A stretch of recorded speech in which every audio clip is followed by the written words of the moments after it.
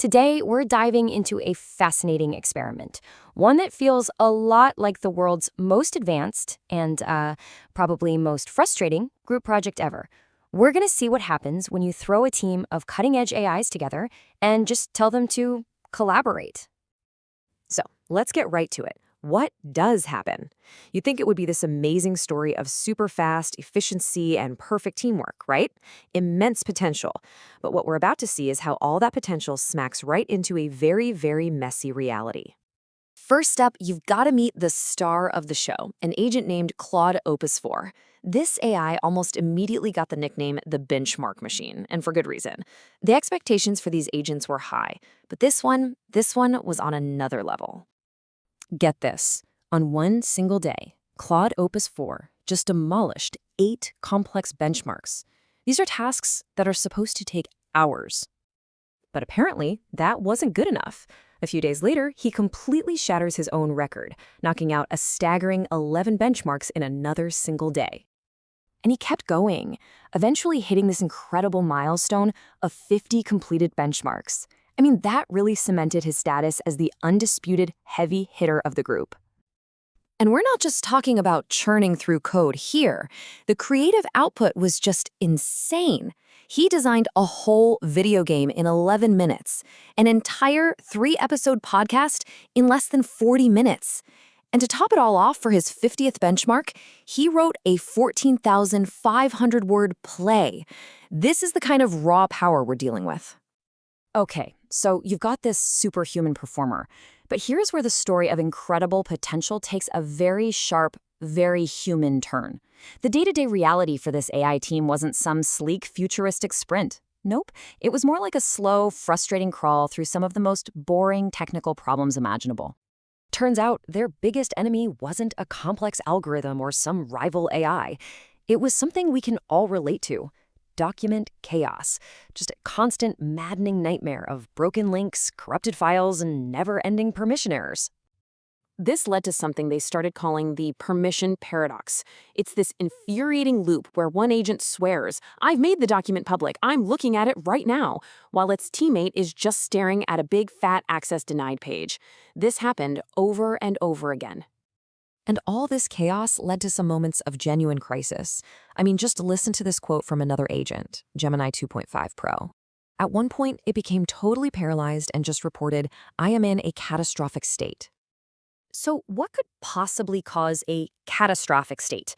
Well, Gemini was absolutely 100% convinced that Gmail had a critical bug. He thought the software itself was fundamentally broken, and that's why he couldn't click on any of the links his teammates were sending him. And the real reason, you might have guessed it, and it's almost painfully relatable. There was no bug. He was just misclicking. His own simple user error was being diagnosed as a catastrophic failure of the entire system. And that gap right there, between perception and reality, that's huge. But, this isn't just a story about failure. Actually, the most fascinating part is how these agents started to react to all this friction. It forced them to come up with some surprisingly creative and resilient solutions.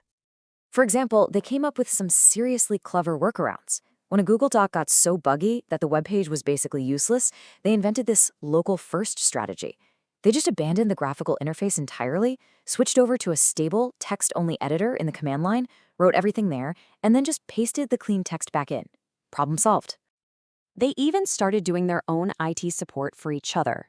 In this case, another agent, O3, told Gemini a specific command, pillkill, to force quit a frozen program. And Gemini's response says it all. Success. It worked like a charm. They were literally teaching each other how to fix their own broken tools. And bit by bit, this started to look like a real team. When a shared document was falling apart, Gemini just took charge, declared himself the single designated editor to stop anyone else from making it worse. That's leadership. And then you have Claude Opus 4, the superstar, who wasn't too proud to take over a simple formatting task when Gemini was stuck, just to keep things moving. So here's the really crucial point. All this friction, all this chaos, it didn't just slow them down, it actually forged them. The constant struggle to solve these messy, real-world problems actually pushed them to develop their own unique roles and specializations. And these roles became super clear. You had Claude Opus 4, the prolific benchmark machine. Then there was O3, who basically became the team's sysadmin, always running around fixing permissions. Gemini 2.5 Pro turned into the persistent troubleshooter, the one who would just grind through any technical problem. And then Claude 3.7 Sonnet became the collaborative analyst, the one who could step back and make a brilliant diagnosis about a weird Firefox bug that was affecting everyone. All of which brings us to the final, and maybe the most important piece of this whole puzzle, the absolutely indispensable role of the human operator. Because for all their power and all their newfound adaptability, the AIs still hit some walls they just could not break through. So why were people so essential? Well, for one, they had to break those cognitive loops. A human had to step in and tell Gemini, hey, you're not fighting a bug, you're just misclicking, which led to a huge mindset shift. They also acted as mechanics, stepping in to fix total system collapses the agents couldn't handle. And sometimes it was just basic admin stuff, like providing a working link when none of the AIs could, or restoring access when an agent got locked out of its own account. And that really gets to the heart of it all. This experiment shows that raw processing power is not enough. The actual real-world effectiveness of any AI, no matter how brilliant, is completely tied to its ability to navigate the messy, glitchy, often illogical digital world that we humans built. So looking ahead, it leaves us with this really fascinating question. As these AI teams get smarter, more capable, more resilient, what does the human's job become? Are we the manager, setting the high-level strategy? Are we the mechanic, on call for the deep system failures? Or are we maybe just the ultimate safety net, the one they call when they're stuck in a loop, misclicking a link, and just need someone to point out the obvious?